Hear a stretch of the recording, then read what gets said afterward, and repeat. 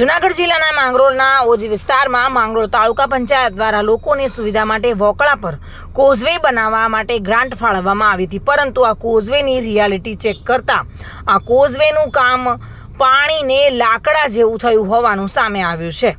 આ કોઝવે હજુ તો 6 માસ પહેલા બનાવ્યો હતો, પરંતુ 6 માસ પૂરા થાય તે પહેલા જ બેસીને તૂટી જતા લોકો ભ્રષ્ટાચાર થયાના આક્ષેપો સાથે ટીડીઓ સહિતના અધિકારીઓને ફરિયાદ કરી, પરંતુ તપાસના નામે મીંડો જોવા મળી રહ્યું છે।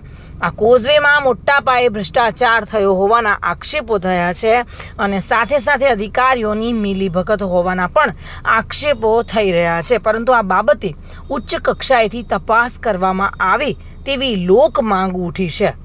3 મહિના પહેલાં કરાવેલું છે। આ અંદાજિત 2 લાખની રકમ જેટલા ખર્ચ માટે તૈયાર થયેલું છે। આ કોઝવેને 3 મહિના થયા નથી।